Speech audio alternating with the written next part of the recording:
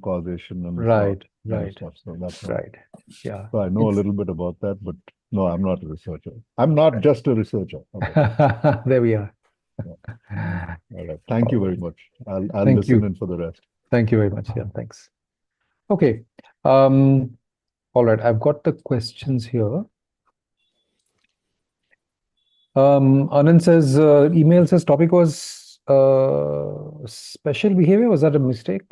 So Manjari, social behavior. So Manjari Jain, who's one of our teachers, she will join in a little while, Anand, and she will take the questions on social behavior. Yeah. So I think there are two broad topics being dealt with today. One is my lecture on research methods of science and framing research questions, I think it's called. And the other is the series of lectures by Manjari on social behavior of birds. So we will start with, since Manjari will be a little late, we'll start with the questions for me. There are just a couple of questions in that people have sent on the Google form, which I will take right now. If anybody has any further questions, please just type them into the chat box here in Zoom. But I'll go ahead with the questions here from the Google form. I don't know if this is the same Anand who's here right now, but there's an Anand who says, as a layman observing wild birds, how can I identify any individual? I think this is for Manjari, identifying individuals to study behavior. And how do you record bird calls and so on. So let's keep that for Manjari.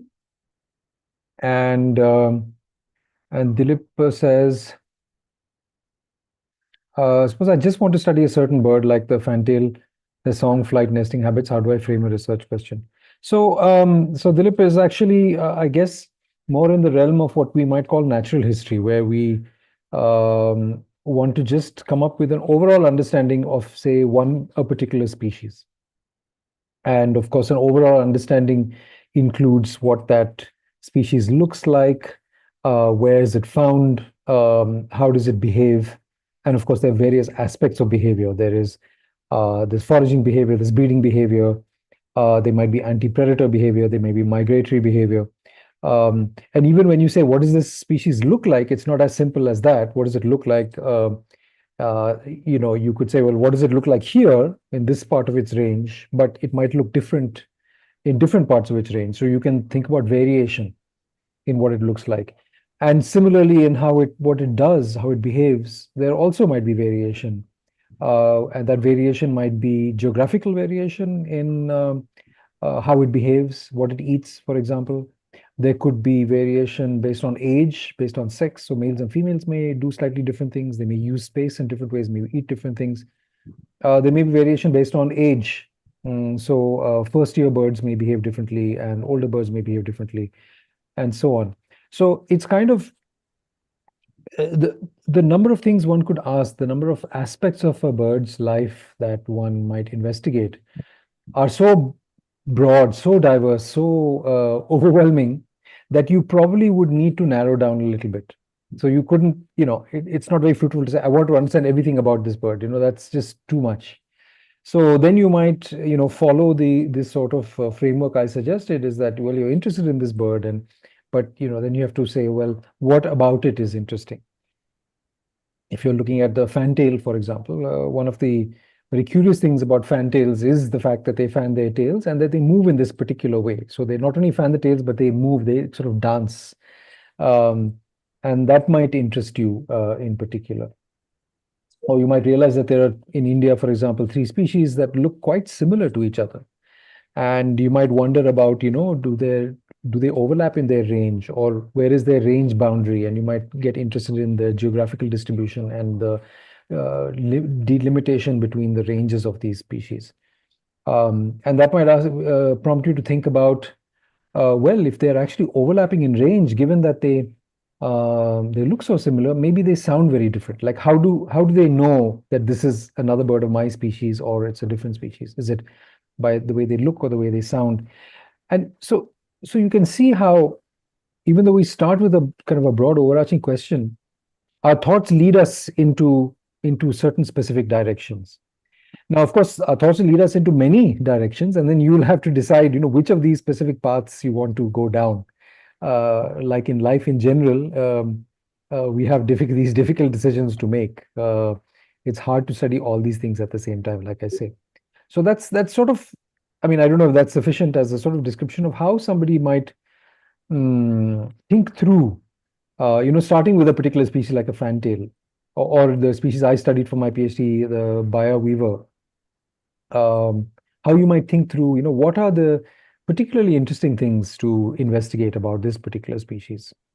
Yeah. No, that does answer my question. And I wanted to ask you if anybody has done a PhD on how the fantail flycatcher fans its tail and dances about like that. So maybe that Mm. I'll look into that. No, I'm just kidding. But Yeah, yeah, you're yeah. right. I did want it to figure out how to narrow it down because obviously, uh, That's right. what is the interesting research question that you can look at? Yeah. Yeah. Okay. So, and again, to just to add a little broad, not necessarily about fantails specifically, but what is interesting about any particular system, like a species or even an ecosystem habitat, I think you would get from a combination of reading about it, like what work has already been done, what is known about it, and so on, or what's known about similar species. Do other birds fan their tails? There may be some reading to do, but also very crucially, some time spent in the field, like looking at fan tails, because um, I don't think it's a bit risky to decide on a course of action or research purely, based on theoretical, that is, what you've read alone. So you do want to go out there. And it's a similar thing with, let's say, if I'm interested in wetlands as a habitat, you can read a lot about wetlands, but it's, the act of going to a wetland and spending time there, and hopefully more than just a short visit, but that gives you a much more clearer understanding of, what is this system like? What are the kinds of questions that might be interesting to ask? And also, what are the kinds of questions that are practical to ask? In theory, there are lots of interesting things to do, but then when you come to the actual system, you realize, oh my God, this is not practically feasible. I can't actually go ahead and do this. And so that narrows it down. So I think it's like any good naturalist, a combination of reading the literature, understanding, from what others have done, but also a fair bit of experience and immersion yourself. Yeah. Thanks. That's an Thanks so interesting much. question. Thanks, Dilip. Yeah. Thanks so much. So there we are. Okay, so that's all that's in the was sent from the Google form. So let me look at the chat over here.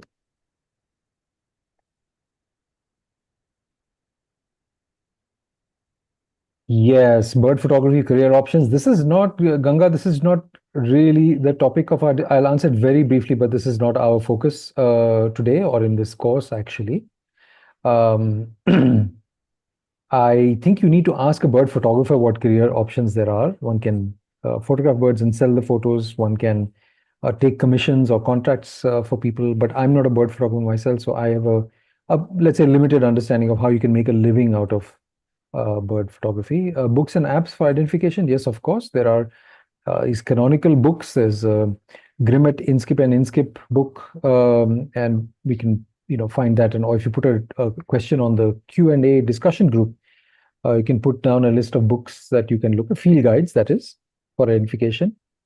But a lot of people nowadays, because they're using their smartphone, and smartphones can do lots that books can't, would use an app called Merlin.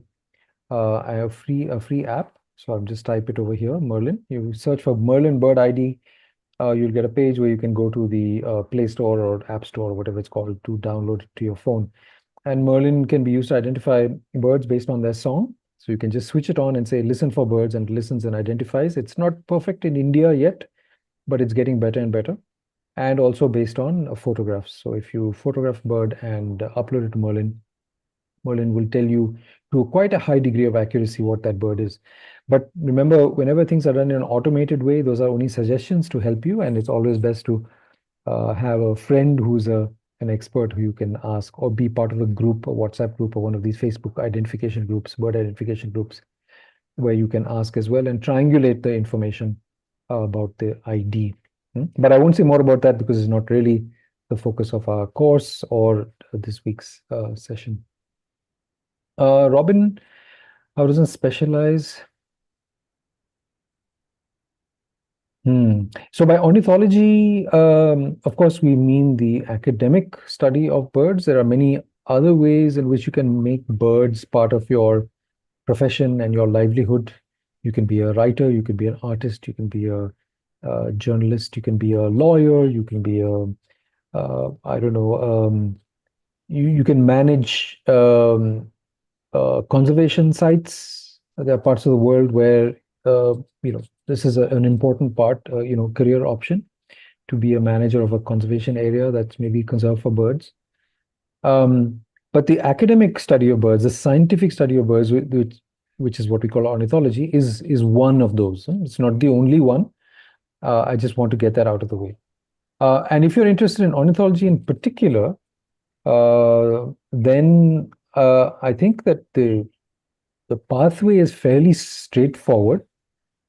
That is, it depends on at what stage you are right now, but typically you do an undergraduate degree in some biology or the life sciences, and you do a master's degree where you specialize a little further. I always counsel against specializing too early in one's educational career because you want a broad grounding. And there's a trend in India, at least, of specializing really early. So, for example, there are bachelor's programs in biotechnology, for example. Biotechnology is not related to ornithology, but biotechnology is a very narrow sphere, part of biology. And I think it's a mistake to specialize so early. So do a broad undergraduate degree and then specialize.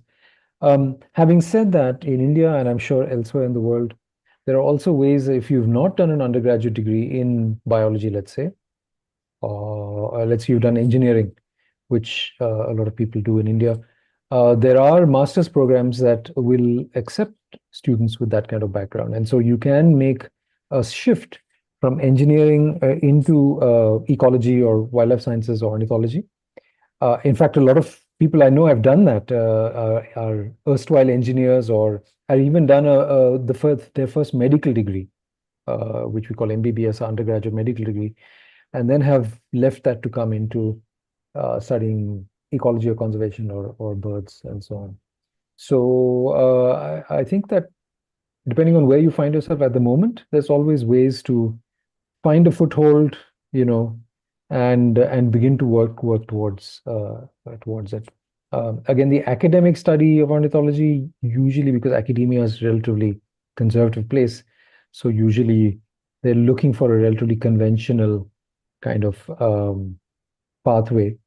And if you do want to enter academia, then typically you'll need to do a PhD. Maybe not always, but typically, yeah.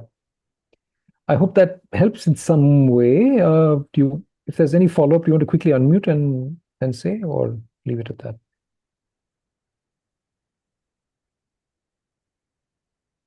Okay, as we are? Yeah. Okay, great.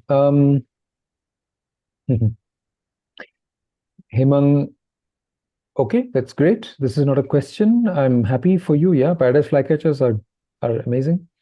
But you have to check very carefully whether it was a female, really, because female paradise flycatchers, which are brown and have the short tail, look very similar to male paradise flycatchers, certainly young male paradise flycatchers, which also tend to be brown with short tails. So very often people just see a brown short-tailed paradise flycatcher and say, oh, that's a female. But you actually have to look at the throat. It's a small technical detail. The throat of females is kind of washed with white. It's very whitish, It's not jet black, but the throat of males is jet black. So just a little aside. The artist thing you mentioned. Okay, guys, we're going off track, huh? So my subject, my subject today is about methods of science and asking research questions, framing research questions. If there aren't other questions on that subject material, then I can address some of these other things. But I want to give some time. Yeah, may I please. just pose a quick query, sir? Yeah, if it is directly related to the lecture that I gave. True. In fact, just aside of that, so research. Thank you. It was very comprehensive about specific topics in research that Mhm, your lecture was about. mhm. So my question is slightly oblique. That would be great for researchers going into deep diving into Yeah, but very specifics of ornithology. On the other end of the spectrum, the people like us who have some basic little background in science, I am already involved in a little bit of citizen science, yep, if you may call it that, yep, which yep, is bird counts and such. yep. So if you could throw some light on, I'm sure that data, when it's macro, when it's collected, it helps in terms of collating some very specific information. Can you shed some light on that? So how Yeah, does that help in the larger perspective?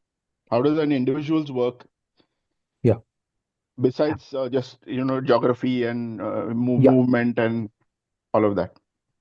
Yeah, thank you actually for asking that. It is a bit tangential, but not so much. And I should have mentioned that when I give the answer about ornithology, I was thinking about academic ornithology, so done, in a by somebody who does it for a living, so like a Of course. professional and so on.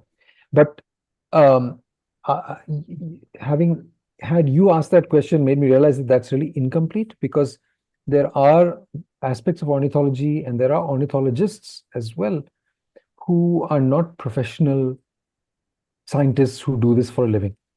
There are an increasing number, certainly in our country, of people who bridge this dividing line between being amateur and professional. So amateurs, the word has a strange connotation. The word amateur comes from the root to love. So amateurs are those who do something because they love to do it. And and of course, many professionals do it also because they love it. But in any case, there are so many amateur like bird watchers and so on who are more than bird watchers. So that is, they watch birds and so on, but they also are interested in contributing to the corpus of knowledge that we have about birds. And that could be just for the purpose of just understanding birds better, like Dilip was talking about, let's understand fantails better. Or it could be about some actual application, like, how do we understand them better so that we can conserve them better. And if you look at the journal, Anand, called Indian Birds, indianbirds.in is the website. That journal is both the chief editor and the editor. Neither of them are trained, are kind of professional ornithologists, but they have deep expertise in various aspects of avian biology. And the articles that are published in that journal, a lot of them, I think more than 50% of the authors are not professionals, in that they don't do ornithology or research for a living. And you'll see that they are of really high quality and they add a lot to our understanding. So just to give some examples of the kinds of questions that amateur ornithologists have helped in answering. One, there are some people who are really interested in bird sounds, and say they go around recording bird calls and songs with sometimes with specialized equipment, and they put out descriptions of what are the different kinds of songs that a particular species have. But I was also mentioning earlier that many species have got this geographical variation in their behavior or their song and so on. And so they've published work on documenting variation in song for a single species but across its range. So that's something that's of real interest. It's also of interest in terms of evolution, because variation is the raw material for evolution. And when we see that species in different parts of the range have very different song, then we might think that, oh, if there was a geographical barrier somewhere, then eventually these two, what we might consider subspecies at the moment, they might down the line split and become species. So that's just one example. Another example might be people who very regularly um, do bird counts at a particular site. And there's a good example in Coimbatore. There's a lake called Perur Lake, and there's a group of amateurs called the Perur Lake Forum. And for the past 10 or 12 years, they've been doing monthly water bird counts at Perur Lake, a large and important lake. And they've published in Indian Birds Journal results from those monthly counts, consistently done over time, showing that this lake, because of lots of sort of development, quote unquote, work, has been losing its species and losing numbers of individual species over time. And they've documented that as well. So these are just two examples of the kinds of thing. And I'll give you one last example. My colleague, Praveen, who is a software engineer and spent, I think, 30 years in the software industry, finally decided to give it up and go into doing bird-related work full time. And he very soon is going to be publishing a book on bird taxonomy, the taxonomy of Indian species, Indian birds, species and subspecies. It's a monumental work. And I don't think anybody in India knows about the taxonomy of Indian birds as much as Praveen does, even though Praveen is an amateur in the sense that he's not professionally trained in this. So if you have passion and drive and the time as well, and the inclination and the energy, there's no limit. There's no reason that there needs to be a clear division between what we might call amateur ornithology or professional ornithology. Yeah. Was that a reasonable response, Anand? Yes, thank you very much. In fact, example two was maybe some of which I do also along with BNHS and certain other people. That's right. Yeah. And more power to Praveen for doing such great work and actually giving up and moving to what might actually be his first love. So, thank you. That answers it mostly. So it's good to know that even these little pedestrian efforts actually do help in a small way in the larger cause. So that was great. Thank They you. do. Absolutely. I mean, we're right now is the first day of the Great Backyard Bird Count, and Oh yeah. thousands and thousands of people across the country, and of course, hundreds of thousands of people across the world are participating in that. And just to mention, since you brought it up, the information that's generated in this way, plus all through the rest of the year, has been used in India and the State of India's Birds Report, which has from citizen science, largely from citizen science inputs and information, has been able to track the changes in the status of wild bird populations over the course of 2.5 decades. And for the first time showed a really worrying trend of most of our common species are declining. So we tend to be very worried about threatened species, and a lot of conservation effort goes towards threatened species. But to my mind, this is like only worrying about your health when you're in the intensive care unit, no, in the ICU. And your purpose of taking care of your health is to prevent you getting into the ICU in the first place, right? And so that's what we need to be doing with common species. We have to work now to keep common species common before they get into the ICU of being threatened. And there was very little attention to that.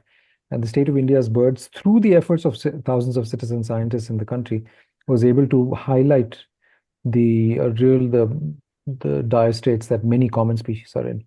So every little thing that you document, you record, especially if you record on a public platform in a way that others can access, because if you just write it down and keep it to yourself, then that doesn't help very much. But if you put it out there, then that helps. So I'll leave it at that, Anand, and I'll just check and see if there are any other. Thank you, sir. Thanks. Amrita, do we have Manjari yet?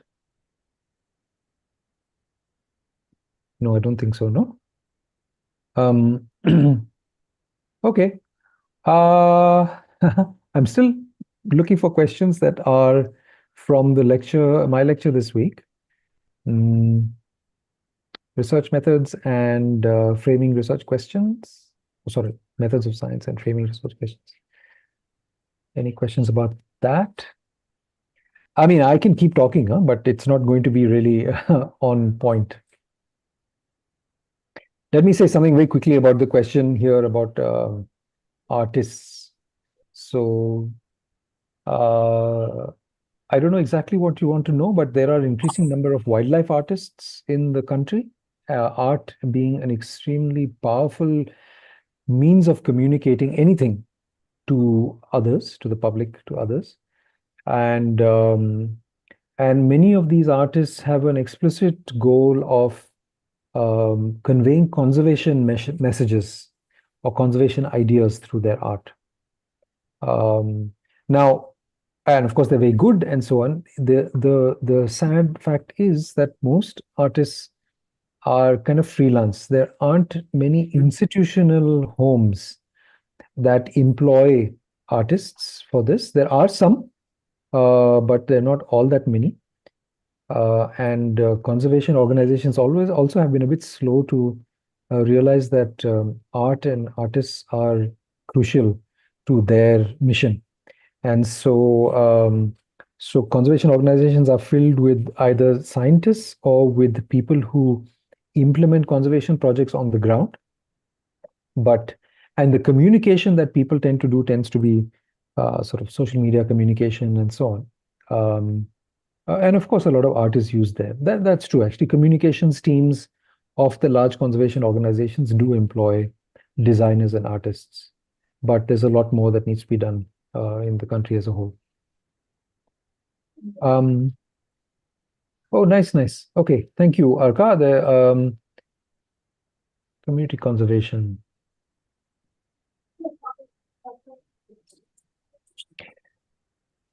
This is a really interesting question, Arka. So my purpose here is not to discuss community conservation or whether tribal groups on balance are better or worse for biodiversity and wildlife. I'm assuming that the way you're framing it is that in a particular context, this is the question, let's say a researcher wants to ask. Let's say one tribal group that I'm more familiar with is the Soliga tribals in southern Karnataka. And they don't actually do much hunting or any hunting, I think. But the fact that they live in the forest and their eyes and ears over there, and the forest is their home, and they treat the forest and the animals in it as their people, their community, is a really significant thing. So you might want to go into a community like that and say, okay, how can, what is the overall effect that this community is having on biodiversity? Negative, positive, how do we weigh them against the other? And another part of your question might be, how can we work with them to maximize the conservation effects of their traditional management, for example, of resources and so on? That's a super starting point. That's a really, really interesting and very appropriate, I think, starting point. And then, of course, how you proceed from there will depend a lot on, reading about the tribe, reading about the ecosystem in which they live, going and visiting them, living with them, understanding what they do, why they do, how they do it. Do they have resource management kind of practices in place and so on? And then you will begin to see a path towards a set of specific research questions to ask and answer. So that would be the general sort of timeline, I think, the sequence. Binay, I think if you could mute your phone, or somebody who's an admin can mute Binay's. Yeah, Alka, so did you want to ask any follow-up? You want to unmute if you do. Can somebody mute Binay's phone, please? I have this question because when I ask this question, because when we go into community conservation, so we cannot generalize. So basically, this is the question that Yes. can we generalize as a community science for or a community conservation for birds or something like that, or any kind of wild species? Can we generalize for India, like a community conservation? You are talking about some community in Karnataka. I'm talking about some community in Northeast. Yeah. They might be having some kind of, let's say, management techniques for keeping birds and hunting them, which are the most common species. But we see in West Bengal, for example, tribal hunting festivals going on for 2 or 3 weeks almost every year. So sorry, Arka, if I can just interrupt, I'm sorry. Because this isn't a session about conservation, so I didn't want to go into too much detail about it. If you want to ask the research question, okay, I know about Soligas in Karnataka, I know about this tribe in Nagaland, let's say, and the question then for you is, can we make a general statement? When it comes to human and human society, it's really, really tough to make generalizations. But through your research, you should be able to find. Like if you find that you have one tribal society that lives in this particular way, that does this particular thing, and another tribal society that does something very differently, then you know that you can't generalize because the two are very different, the contexts are very different, and their effects on the ecosystem is very different. And then you add a third one and a fourth one, and you see that every one is sometimes slightly different, sometimes very different. So it's going to be tough to generalize. Hopefully, what anthropologists do and social scientists do is they try and find generalizations about the conditions that enable maybe better stewardship or conservation by traditional societies, and the conditions that disable better stewardship or conservation.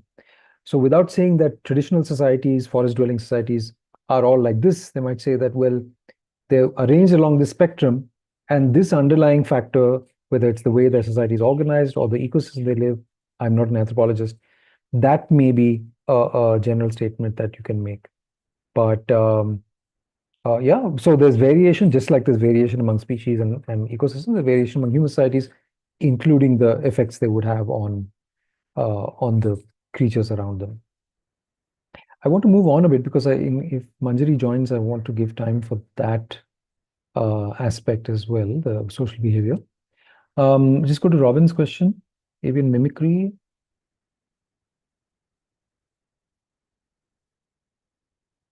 A catbird. Yeah, well, so Robin, I don't think you utilize the scientific method to determine what question you ask. I think figuring out what question to ask comes first, and that has a different kind of set of logic behind it. And then once you have your question framed, then you might say, okay, now how do I use a scientific method? So for example, you've got the gray catbird, that's a mimic. And then you might ask, well, why is it a mimic? And then you know there are multiple possibilities for why mimicry might evolve in a particular species. It may have something to do with mate attraction, may have something to do with social behavior in mixed species flocks, may have something to do with the predator avoidance, and so on. And so you'd collate the different possible, we might call them hypotheses, for why mimicry has evolved in that particular species. That doesn't mean that mimicry has evolved for the same reason in all species, but we're talking about the gray catbird as one particular species. And then from those hypotheses, you might derive some predictions. You might say, oh, it's about predator avoidance, then I should, mimicry should be more prominent or more frequent when there's a predator around, or just before or just after the predator's been around. And if it has to do with mate attraction, then we should see mimicry mostly in the breeding season and not in the non-breeding season. So these are then predictions that you might derive from the hypothesis. And that's part of the kind of sifting through the different hypotheses and the predictions that flow from them, and then look at the evidence for those predictions. That would be part of what we might call the scientific method. Yeah, that's a very brief, not non-comprehensive at all answer. Let me just see what else is here, and then I'll hand over to Manjari. Keep an eye on the latest research in ornithology. Anything other than setting up alerts on Google Scholar? Yeah, this is a tough one. No, there's so much research going on, so much being published. One thing that you could subscribe to is these services that act as kind of news disseminators. So, for example, in the conservation space, there would be something like Mongabay. If you've heard of Mongabay, there's Mongabay International and Mongabay India. There's for science in general, there's something called phys.org, no, phys.org, and of course a lot of bird work also turns up over there. I don't know about anything that is specifically for birds, like an aggregator. There are individual journals, of course, that you can subscribe to the table of contents. But I don't know if there's a there's an aggregator for the for new research on birds. And when I hand it over to Manjari, maybe she'll have an idea. But I'll just quickly go through this here. What caveats, biases, exploratory data sets? Ooh, this is something about analysis, Soumya. So maybe let's get into analysis later. And especially if you're talking about publicly available data sets like eBird, there are particular caveats and nuances of eBird, like there will be particular caveats and nuances for any other large database. So those are database specific, but then when you're doing your large analysis, there are the usual things about data mining and so on, but it's a bit beyond the scope of what we're discussing. Assam, sparrows declining. Charana, we are not, this is not yet the conservation part of the course, so I'm going to park that and maybe ask Umesh or whoever else deals with the conservation part, ask them to respond to you. Yeah. So we'll move on to Manjari. Hold on, I need to mute somebody. Okay. Manjari, hi. Thanks for joining. Hi, Suhel. Manjari, you can see the chat here, but I don't know if you have access, if you've seen there's one question that has come through the Google form. And if you don't have that, I'll quickly ask it to you right now. Is that okay? Yes. The question from Anand, I think, who's here at the moment. As a layman observing wild birds, how can I identify individuals for behavior study? So the question is, how does one do individual identification when one wants to study behavior? And the second part is how does one record bird calls, and what equipment and so on is required. Yeah, over to you, Manjari. Yeah, thanks. So, Anand, for free-ranging birds, typically what we do is, well, we usually band birds. Plumage differences may be there, but may not be a reliable way to identify them. So we usually put color bands on their legs, and we use that combination of color bands to identify individuals. This requires us to capture them, and this needs very specialized skills.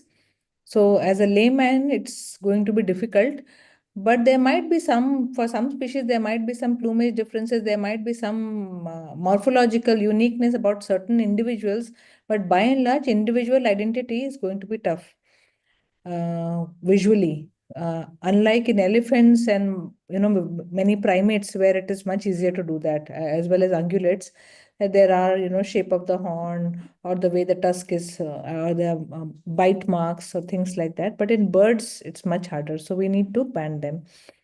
As for recording, that is much easier. So there are many recorders available, and as with better technology, these recorders are becoming cheaper. So you can even use most, as you know, I will be, you will listen to the lectures on the vocalization of birds, I think, in the coming week. So you will see that most birds actually produce sound which is within the audible range of our own hearing. So even a mobile phone is good enough these days to make recordings of bird calls. But if you want to analyze these bird calls for any scientific purposes, then you need high fidelity recordings. And for that, you have specialized microphones. These are directional microphones which cut out noise. You can add a parabola to it, which will cut out noise even further. And you need portable recorders which can be attached to the microphones, and then you can record birds. Otherwise, even handheld portable recorders are there, very cheap, not so expensive, and of course our mobile phones are there. If you're just recording birds for the sake of record, that this is the bird I heard and this is what it sounds like. So for that, even mobile phones are fine. But for any research on acoustics, then we need slightly better recorders, and we should not downsample the recordings. So it should be high resolution recordings. Was there? Thanks, Manjari. So my purpose is basically I am a photographer. I'm just recording the sound to upload on the eBird record, not for any research purpose. But I see that my cell phone records very poorly. So Also, just wanted to have a look at what kind of equipment is generally used. Just a photo is enough. So for instance, there are Tascam recorders, Zoom recorders, there's Marantz recorders, which need to be connected to an external microphone, like a Sennheiser microphone. These are all expensive, higher, range recorders. But otherwise, there are these portable dictaphones that you can use. If you are close enough to the bird, you will get really good recordings. And we use that for crickets all the time. But you can use it for birds if it's not a very noisy environment. If you are operating in a noisy environment, then you will have to have, directional microphones. That's the best way to go about it. Okay, thank you. Yeah. Amrita, there are some questions that you have Yeah, shared so with me. I have shared questions from the discussion forum since you have not logged into the discussion forum, right? Yeah. So I should address the one for mating and breeding behavior first, or Yeah. Before that, I think one question here in the chat, the live chat, if you can ah, see. Otherwise, I can read out to you.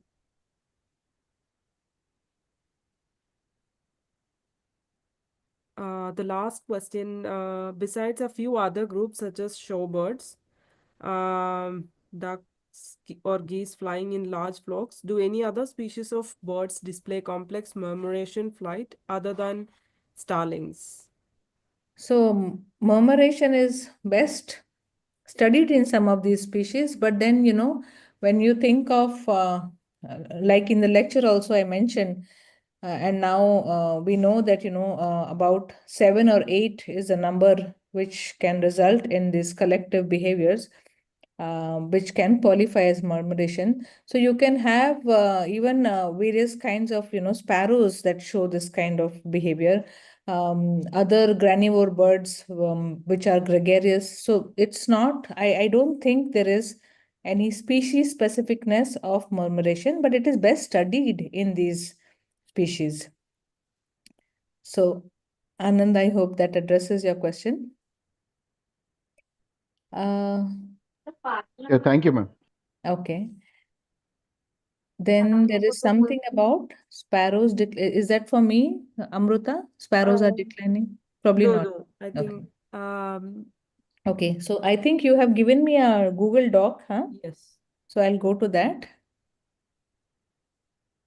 How do we define or distinguish between socially monogamous and genetically monogamous species? Just a second. That is from the mating and breeding behavior. So I Should I think go for social social? behavior. Yeah, Ah, yeah.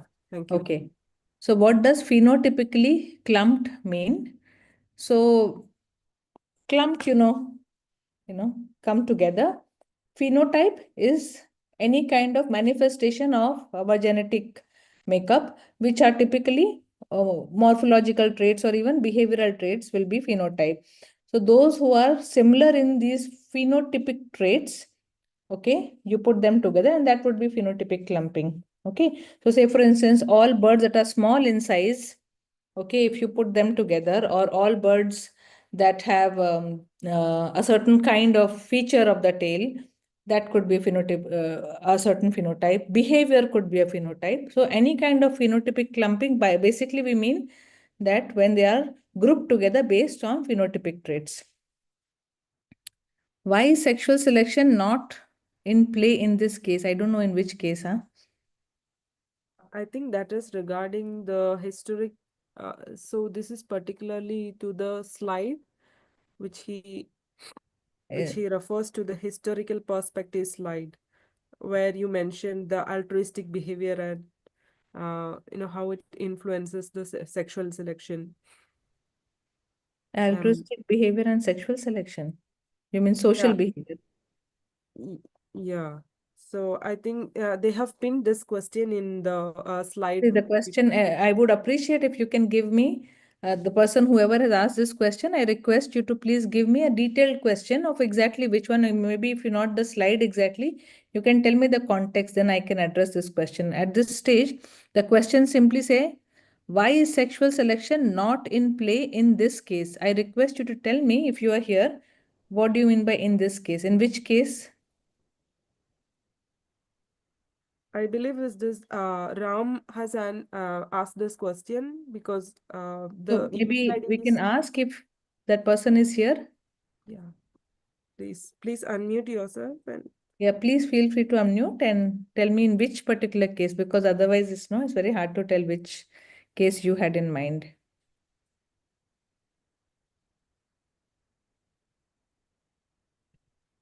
I think on the discussion forum, these questions are associated with a particular timestamp on one of the videos, one of the lecture videos. So So if we Amruta, can we you don't have that, then can you extract that by any chance? Then if I will write the answer and give it to you. sure. That would- Yeah, I can do that.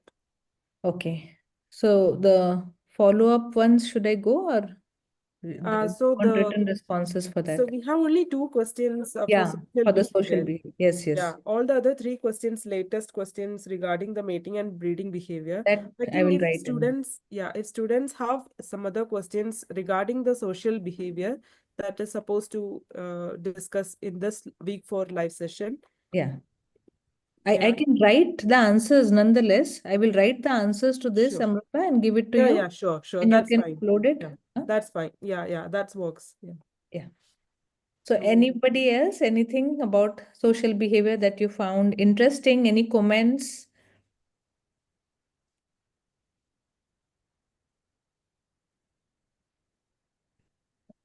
Okay, I hope you enjoyed the lectures, and if there is anything, please feel free to write, and I will give written responses, even if you are, at the moment you don't feel like unmuting, that's totally fine.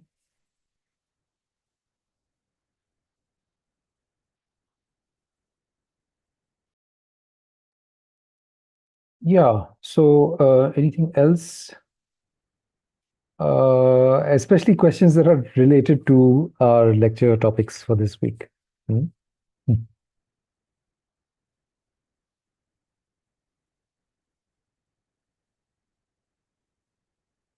Yeah. Okay. Then if not, maybe we can wrap it up. Amrita, what do you say?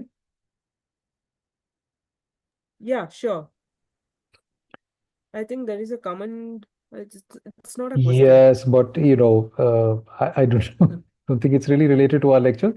Yeah, Red Whiskered Bulbul doing very well. It's true. So Anand with lowercase a, you do document your observations of Red Whiskered Bulbul, and if you do so systematically over time, then you'll see what your impression is, whether your impression is actually right or not. So maybe this is part of asking questions and so on. Is very often we have some notion that something is happening, but of course, if that notion is supported by actual evidence that you may have collected yourself, then that would be interesting. For example, I'm in Bangalore and I've been doing virtually daily bird lists from where I live, and I know from those daily lists, I know that in the last 15 years, red-whiskered bulbuls have increased and red-vented bulbuls have decreased. And so I can say that to other people and show them a graph as well. Because a skeptic might say, okay, you're saying that red-whiskered bulbuls are going up and driving out other birds. What's your evidence? Why should I believe you? So it's always nice to have some evidence. Yeah. So, okay, let's leave it at that. And good. Thank you all for engaging. See you next, Anand H. See you next time. Yeah. Take care, everybody. Yeah. Bye. Thanks, Manjari. Yep. Thank you. Bye, bye, Suhel. Bye. Thanks, Bye. Amrita. Bye.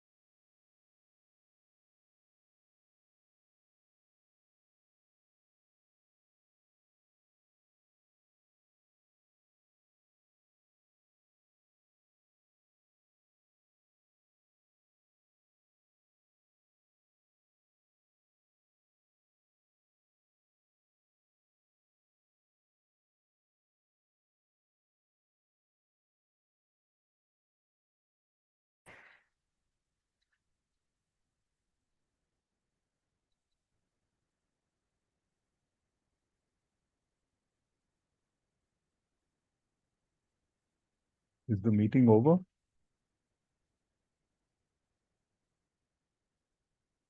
Oh, what a shame. Errand to run. Okay.